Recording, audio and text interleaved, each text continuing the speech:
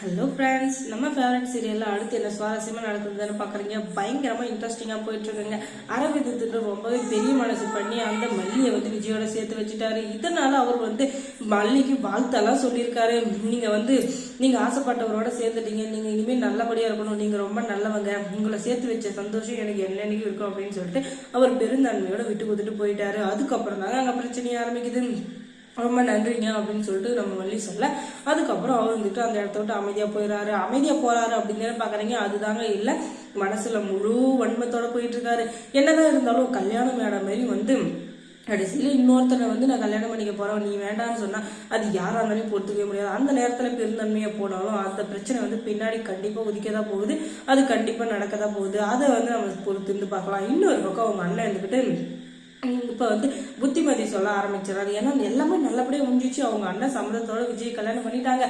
இருந்தாலும் அவங்க அண்ணனுக்கு ஒரு வருத்தம், நீ என் சாவுக்கு மாலை வாங்கிட்டு வரதா இருந்தாலும் அந்த வீட்டு மருமகளா விஜயோட தான் நீ இந்த வீட்டுக்கு வரணும், இல்லைன்னு வச்சுக்கோ நீ வரவே கூடாது, உயிரே போனாலும் இனிமே அந்த வீடு தான் உனக்கு அப்படின்னு சொல்லிடுறாரு. ஏன்னா இந்த அளவுக்கு நீ பிடிவாதமா கல்யாணம் பண்ணிட்டு போயிட்டல, அதுக்கப்புறம் நீ அங்க வாழ வேண்டியதும் அங்க வாழாம இருக்க வேண்டியதும் உன் கையில தான் இருக்கு. நான் உனக்காக எந்த விஷயத்துக்கும் நான் நிக்கவே மாட்டேன் அப்படின்னு சொல்லிட்டு அவங்க அண்ணன் சொல்லிடுறாரு. அதை கேட்ட மல்லிகை சரியான ஷாக்கு. அண்ணன், நீ என்னை சேர்த்து வச்சதுனால நான் இப்போ நல்லபடியாக வாழ்ந்து காட்டுறேன் அப்படின்னு சொல்லிட்டு அவங்க வந்துடுறாங்க. இன்னொரு பக்கம் அவங்க பெரியம்மாவை பார்த்து கேள்வி கேட்குறாங்க. நீங்கள் விஜய் சாரோட என்னை கல்யாணம் பண்ணி வச்சதுனால நான் அந்த வீட்டில் நல்லா இருப்பேன்னு நீங்கள் நினைக்கிறீங்களா, விஜய் சார் என்னை ஏற்றுப்பாருன்னு நினைக்கிறீங்களா அப்படின்னு சொல்லிட்டு கேட்குறாங்க. உடனே அவங்க நீங்கள் எதுக்கும் கவலைப்படாத மல்லி, நான் இருக்கேன், நான் தானே இந்த பிரச்சனையை ஆரம்பிச்சு வச்சேன், நானே முடிச்சு வச்சேன், நீங்கள் எதுக்கும் கவலைப்படாத சரியா அப்படின்னு சொல்லிட்டு என்ன சொல்கிறாங்கன்னா, நேராக வா வீட்டுக்கு போகலாம் அப்படின்னு சொல்லிட்டு கூப்பிட்டு வராங்க.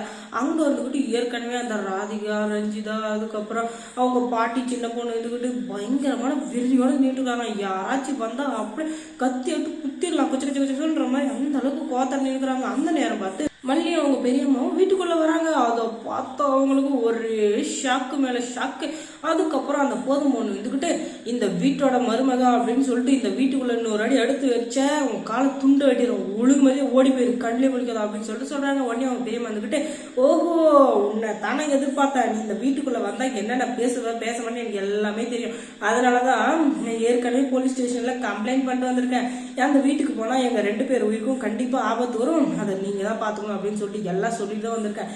எங்க மேல எதனா கை வச்ச மாவளே நீ அவ்வளவுதான் தெரிஞ்சுக்கோ அப்படின்னு சொல்லிட்டு அந்த பெரியம்மா மேட்ட உடனே ஆடி போயிடுறாங்க. நம்ம போதும் பொண்ணு அந்த அளவுக்கு மிரட்டி விட்டாங்கன்னா பாத்துக்கோங்களேன். அட பாவிகளா, இதுல ஏனாலும் தப்பாக்குது, ஒயினாலும் தப்பாக்குது, நம்ம அமைதியா கப்பு சுப்புன்னு இருந்துருவோம் அப்படின்னு சொல்லிட்டு எல்லாரும் கம்முன்னு தான் இருக்கிறாங்க.